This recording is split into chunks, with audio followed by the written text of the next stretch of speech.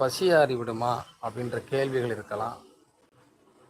இதுவெல்லாம் மூட நம்பிக்கை இல்லையா அப்படிங்கிற வார்த்தைகள் இருக்கலாம், வாதங்கள் இருக்கலாம். இது நம்ம எல்லாம் பார்த்துட்டு தானே இருக்கோம். இது மூட நம்பிக்கை, அது உண்மையான விஷயம் அல்ல அப்படின்னு சொல்லக்கூடிய உங்களுடைய வார்த்தைகளை நம்ம கேள்விப்பட்டுக்கிட்டு தானே இருக்கோம். நம்ம சின்ன வயசுலேருந்து இன்னைக்கு வரைக்கும் நம்ம பார்க்குறோம் இல்லையா, இந்த மூட நம்பிக்கை, அமாவாசை அப்படின்னு சொல்லக்கூடிய வார்த்தைகள் இருக்கு இல்லையா, இது அன்னைக்கிலேருந்து இன்னைக்கு வரைக்கும் இருந்துக்கிட்டு தான் இருக்குது. இறை வழிபாடு என்பது குறைந்திருக்கிறதா,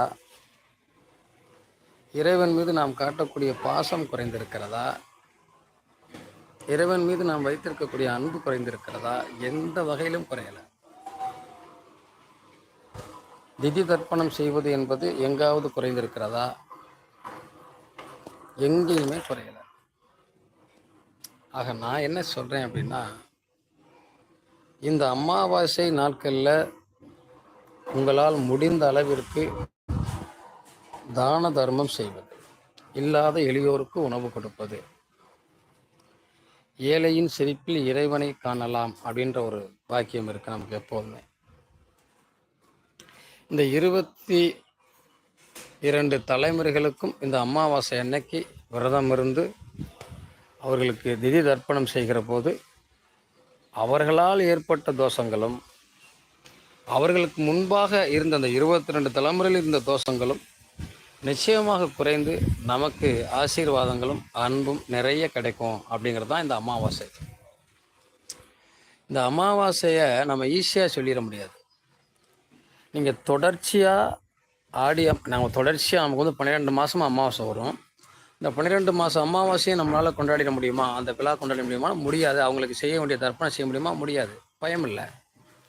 இந்த 22 தலைமுறையுடைய பாவத்தை போக்குவதற்கு நீங்கள் இந்த 12 மாதம் அமாவாசையிலையும் அசைவம் சாப்பிடாமல் இருந்தால் போதும்.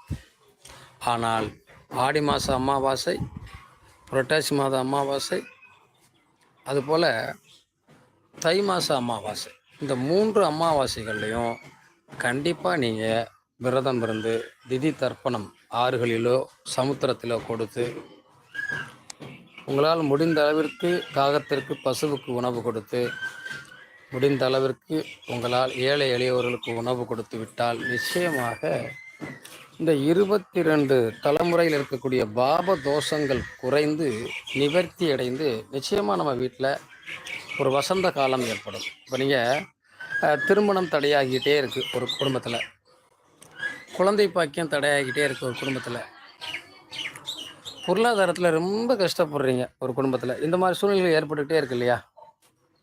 இவர்கள் தொடர்ச்சியாக இந்த அமாவாசை கடைபிடித்து இந்த திதி தர்ப்பணம் செய்து வழிபாடுகள் செய்து கொண்டால் இந்த தோஷங்கள் எல்லாம் காணாமல் போயிடும். இந்த தலைமுறை நிமிர்ந்து நிற்கும். இதை செஞ்சு பார்த்தவங்களுக்கு தெரியும், செய்யாதவங்களுக்கு தெரியாது, நிச்சயமாக தெரியாது. உண்மையிலேயே இந்த திதி தர்ப்பணம் செஞ்சுருக்கீங்க அப்படின்னா கண்டிப்பாக உங்களுக்கு தெரியும். குழந்தையே இல்லை என்று வருத்தப்படக்கூடியவங்க எத்தனை பேர்? இதற்கெல்லாம் 22 தலைமுறையில் வரக்கூடிய தோஷங்கள் தான் காரணமாக இருக்கிறது. அந்த தோஷங்களை குறைப்பதற்காக முடிந்த அளவிற்கு நீங்கள் உங்களால் எந்த அளவுக்கு முடியுமோ அந்த அளவுக்கு இந்த அமாவாசை நாட்களில் திதி தர்ப்பணம் கொடுக்கறத தவறாமல் பண்ணினீங்க அப்படின்னா நிச்சயமாக உங்கள் வீட்டில் குழந்தை பாக்கியம் கிடைக்கும், பொருளாதாரம் சிறப்பாக இருக்கும், வாழ்வாதாரத்தில் ஒரு பெரிய உயர்ந்த இடத்துக்கு போயிட முடியும். ஒவ்வொரு நாள் நம்ம அதை தான் சொல்கிறோம். இந்த திதி தர்ப்பணம் செய்வது என்பது சாதாரண விஷயம் அல்ல.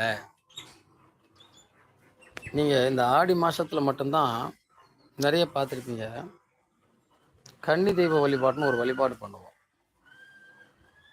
இந்த கன்னி தெய்வங்களுக்கு ஆடி மாதத்தில் எல்லார் வீட்லேயும் சில வீடுகளில் பார்த்தீங்கன்னா பெண் தெய்வம் இருக்குதுன்னு சொல்லுவாங்க.